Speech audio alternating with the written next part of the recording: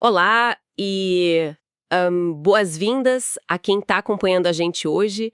É muito bacana ter a companhia de todo mundo que deu play para essa nossa exploração de hoje. É um prazer estar aqui e olha, o material de hoje é intenso. Nossa, muito intenso.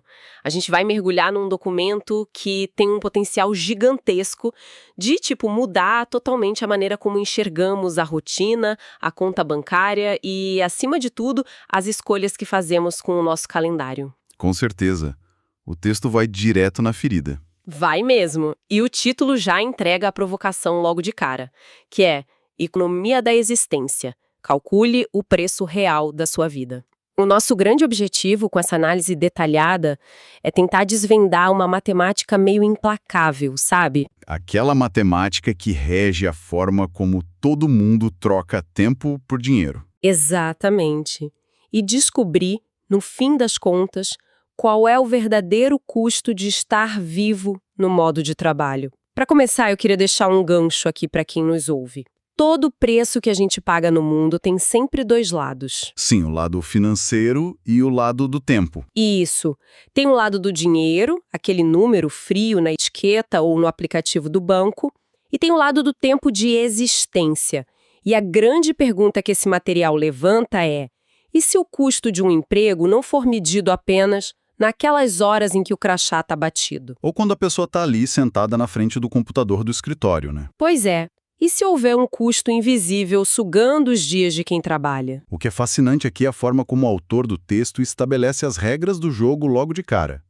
Ele se baseia numa identidade que é inviolável, que é a restrição das 24 horas. A regra que vale para todo mundo. Sim, sem exceção. A premissa parte de dois recursos fundamentais que todo ser humano gerencia. E muitas vezes a gente faz isso no piloto automático. O primeiro recurso é o que o texto chama de D, que representa o dinheiro. Que é um recurso com um comportamento bem específico, né? Muito específico. O dinheiro tem características próprias. Ele é um recurso renovável, ele é acumulável e transferível. Se alguém perde uma quantia hoje, essa pessoa pode trabalhar e ganhar mais amanhã. Dá para investir, render juros, herdar. Exato. O dinheiro pode ser multiplicado de várias formas. Já o segundo recurso é o T, que é o tempo de vida disponível. E é aqui que reside a grande diferença estrutural de todo esse modelo. Porque o tempo não volta. Não volta. O tempo é fixo. Ele é estritamente não renovável e flui a uma taxa constante e inexorável de 24 horas por dia, não importa o que aconteça. O relógio simplesmente não para. Não para. E é esse atrito constante entre tentar acumular esse D que é infinito, usando esse T que é finito e decrescente, que cria toda a tensão do modelo que a gente vai analisar. Ok, vamos desempacotar isso, porque a forma como o texto divide essas 24 horas é o que traz o primeiro grande choque de realidade da nossa exploração. É um balde de água fria. Total. O material divide nosso dia em 3 categorias. E para evitar uma sopa de letrinhas aqui, a gente vai focar nos conceitos, tá? Primeiro, temos as horas de trabalho direto. Que são as horas ativas mesmo? Isso, aquelas clássicas em que o indivíduo está de fato produzindo. Em reunião, mandando e-mail e pelas quais ele é oficialmente pago. Depois, temos as horas de custo indireto do trabalho. Esse é o ponto cego da maioria das pessoas. E, por fim, as horas livres reais, que seria o tempo de vida plena, onde a pessoa faz o que realmente quer. A soma dessas 3 categorias tem que dar exatamente 24 horas, todo santo dia, sem exceção. E o que salta aos olhos nesse documento é justamente perceber esse ponto cego gigantesco que a imensa maioria da força de trabalho tem. Porque o trabalho nunca consome apenas as horas do expediente. De jeito nenhum. Ele arrasta com ele um custo oculto imenso. Pensa bem, para alguém conseguir trabalhar 8 horas por dia em um escritório, essa pessoa precisa acordar no escuro, fazer uma refeição correndo. Enfrentar aquele trânsito pesado num ônibus lotado ou no engarrafamento. Exato. Engolir o almoço olhando para o relógio. E o mais pesado de tudo, a pessoa precisa dormir uma quantidade X de horas à noite, única e exclusivamente para recuperar a biologia e ter energia para aguentar o chefe de novo no dia seguinte. Nossa, sim. Tudo isso é, na verdade, o custo do trabalho. O modelo aprofunda esse princípio, mostrando que o custo verdadeiro de um emprego É o tempo de vida consumido por sua simples existência. O grande erro de cálculo que a sociedade comete é medir o valor do próprio esforço usando apenas as horas ativas de expediente. O texto até fala que esse cálculo clássico de salário por hora é uma ilusão matemática, né? Uma ilusão completa. Quando alguém diz com orgulho que ganha, digamos, R$ 50 por hora, essa pessoa está ignorando toda a infraestrutura de tempo que foi exigida dela para que aquela hora de trabalho pudesse sequer acontecer. É como se o emprego exigisse um pedágio diário de manutenção da vida. Perfeito. Aquela hora no transporte público, ou a preparação das marmitas no domingo à tarde para ter o que comer durante a semana. Tudo isso é tempo de existência gasto exclusivamente em função de gerar um dinheiro específico. Portanto, aquela equação clássica de pegar o salário do mês e dividir só pelos dias e horas em que a pessoa esteve ali logada no sistema, esconde a verdadeira magnitude do sacrifício que está sendo feito. Esconde muito. Para deixar isso bem palpável, vamos pegar os números exatos que o material usa para ilustrar como essa ilusão funciona na prática. Imaginemos um cenário onde a diária de trabalho de uma pessoa é de R$ 150. Certo, 150 diária. E o expediente dela dura 8 horas. Se a gente fizer a conta simples, aquela que todo mundo faz de cabeça, a taxa aparente é de R$ 18,75 por hora. Parece um número razoável para a situação. Parece. Mas aí entra a realidade das ruas. Vamos adicionar 5 horas de custo indireto a essa conta diária. O pedágio que a gente comentou. Isso. 2 horas de condução, ida e volta, 1 hora para se arrumar, tempo de almoço corrido e aquele cansaço no fim do dia em que a pessoa só consegue ficar olhando para o teto.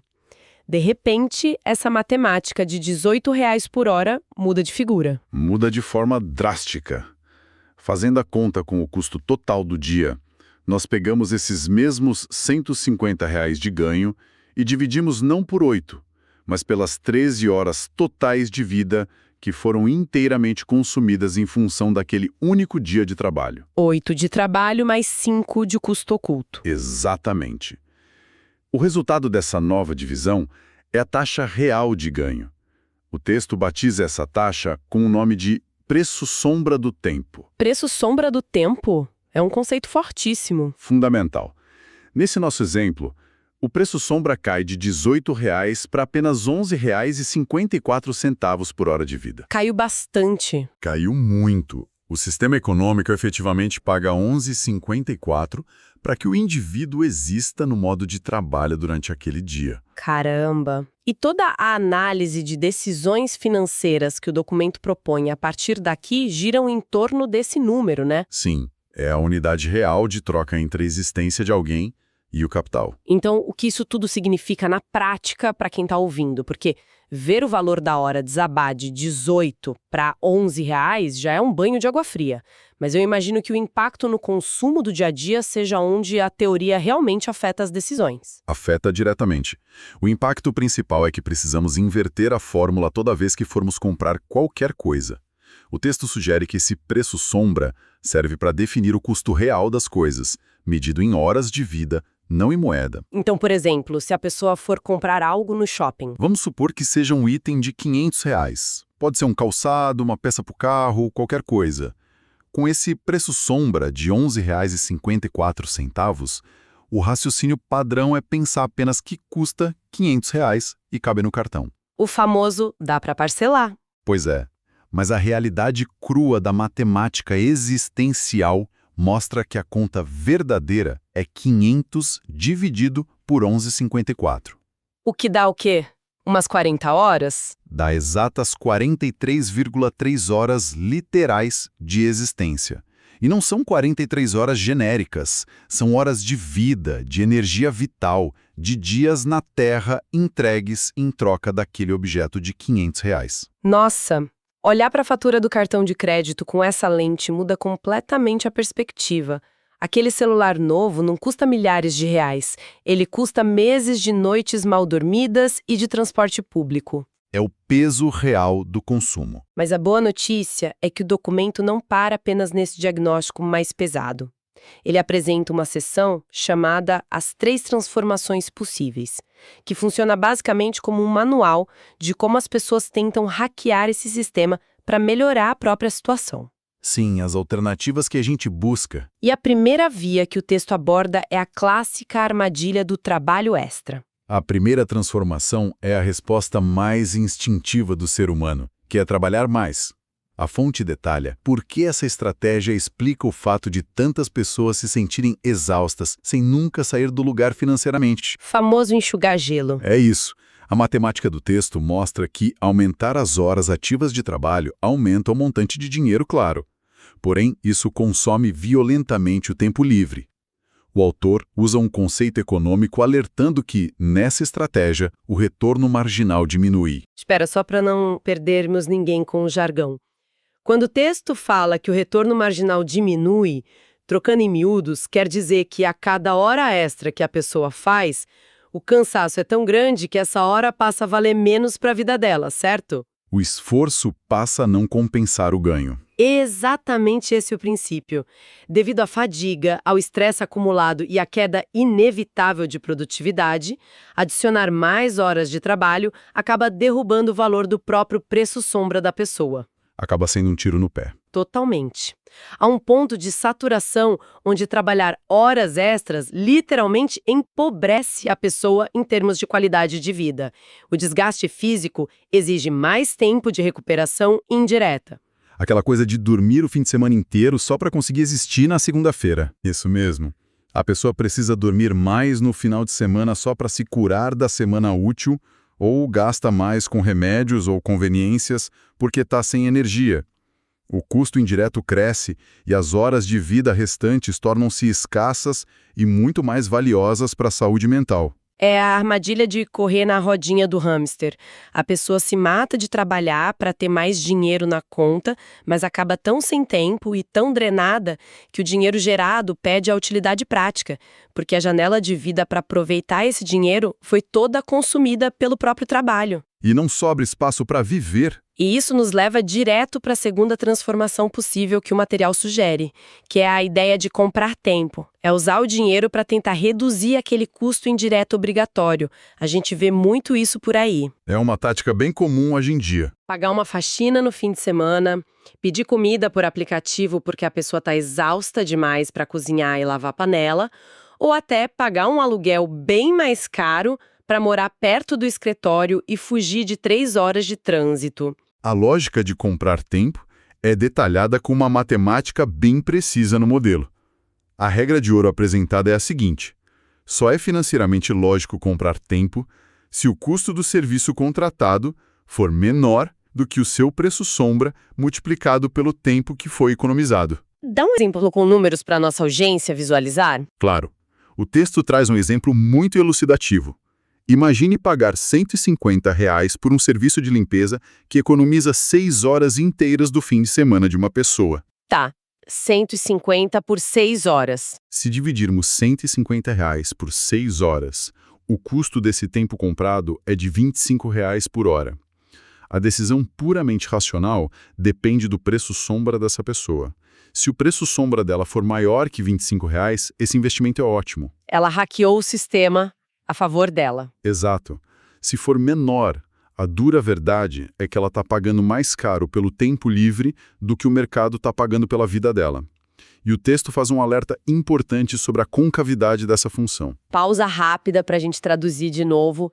Essa concavidade da função, na prática do dia a dia, significa que os primeiros reais que a gente gasta comprando tempo ajudam muito, mas depois de um certo ponto, continuar jogando dinheiro no problema não traz mais tempo livre proporcional, não é? A tradução é bem por aí. O ganho inicial é gigantesco. Gastar um pouco a mais para pegar um transporte por aplicativo e fugir de um ônibus lotado debaixo de chuva por 3 horas muda o dia de uma pessoa. Os primeiros reais compram muita qualidade de vida. Mas chega uma hora que bate num teto. Bate num limite físico intransponível. Você não pode pagar alguém para dormir as suas 8 horas de sono por você. Você não pode terceirizar o seu descanso biológico. Chega um ponto onde não há mais o que delegar, e a estratégia de apenas comprar tempo esbarra na biologia humana. Fica bem claro. O teto dessa segunda estratégia bate nas limitações do nosso próprio corpo. E isso abre alas para a terceira transformação, aquela que o documento aponta como a mais poderosa de todas. Se conectarmos isso a um panorama maior, chegamos ao que o autor trata como uma estratégia suprema, o santo graal das transformações. O santo graal, adora esse termo. A terceira via é aumentar a taxa de câmbio, ou seja, aumentar o próprio preço sombra sem sacrificar o tempo livre. Mas como que se faz isso na vida real? Não é fazendo infinitas horas extras, nem gastando fortunas para terceirizar a limpeza da casa. É focando em aumentar o valor da hora em si ou alterando profundamente a estrutura de como a renda é gerada. Ah, entendi. A fonte cita exemplos como focar em conseguir uma promoção que aumente o salário sem necessariamente aumentar a carga horária bruta, ou a transição para um modelo de trabalho assíncrono e alavancado. Para quem está nos ouvindo e pensando no que seria esse trabalho assíncrono e alavancado, a gente está falando daquelas situações onde o dinheiro descola do relógio, certo? Exatamente isso. Coisas como escrever um livro, criar um curso digital, investir em algo que rende dividendos, ou ter um trabalho remoto com metas, onde a pessoa entrega o projeto no tempo dela, sem precisar ficar logada das 9 às 18, batendo ponto de forma tão rígida. A definição abrange todas essas possibilidades. É qualquer formato onde a renda continua crescendo ou se mantendo independentemente das horas ativamente dedicadas à execução naquele momento específico. É focar na eficiência. Maximizar o preço sombra do tempo antes de tentar maximizar as horas brutas de trabalho é o objetivo racional supremo do modelo. É a única forma de acumular D sem levar o T à exaustão. O documento até introduz um termômetro para saber se a pessoa está no caminho certo ou não. O nome do conceito é taxa marginal de substituição. Parece nome de imposto, mas é um balizador muito interessante para a vida. A taxa marginal de substituição, a TMS, é basicamente a medida de quanto uma pessoa valoriza internamente o seu próprio tempo em relação ao dinheiro num determinado momento da vida. Uma percepção bem pessoal. Sim, a teoria compara essa percepção pessoal de valor com o preço sombra, que, como vimos, é o que o mercado efetivamente paga. A lógica é cristalina. Se a importância emocional, física e familiar que a pessoa dá ao seu tempo livre for maior do que o valor que o mercado está pagando pela hora de vida dela, existe um desequilíbrio grave. Um sinal vermelho piscando. Exato. Isso significa que essa pessoa está, comprovadamente pela matemática, trabalhando além do limite saudável para suas próprias preferências de bem-estar. Aqui é onde fica realmente interessante, porque o documento não deixa a gente só na teoria. Ele traz um estudo de caso, prático, usando a calculadora que acompanha o conceito. E caminhar por esses números é de cair o queixo. É bem assustador. Vamos fazer essa conta juntos, passo a passo, para o pessoal que está acompanhando a gente visualizar a magnitude do problema. O cenário da fonte é de alguém com um salário líquido de R$3.000 mensais. Um cenário bastante presente na realidade de muitas pessoas. Assumindo que essa pessoa trabalha 5 dias por semana, 8 horas por dia em regime presencial. Isso, o padrão. 8 horas no escritório. Mas aí entram os custos ocultos de manutenção do trabalho. Vamos começar pelo transporte. O documento coloca 2 horas diárias de deslocamento, somando ida e volta no trânsito. E logo em seguida, a biologia. 8 horas inegociáveis de sono para que a pessoa não entre em colapso. O exemplo coloca 1 hora diária para higiene e preparo. E claro, ninguém vive de luz.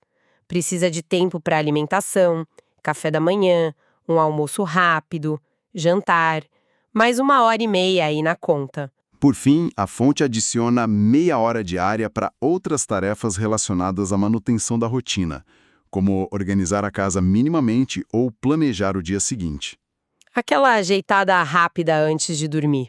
Sim. Quando somamos tudo isso, temos 13 horas de custo indireto e manutenção da existência. 13 horas invisíveis. Então vamos somar. 8 horas de trabalho direto no escritório, mais essas 13 horas de custo de manutenção.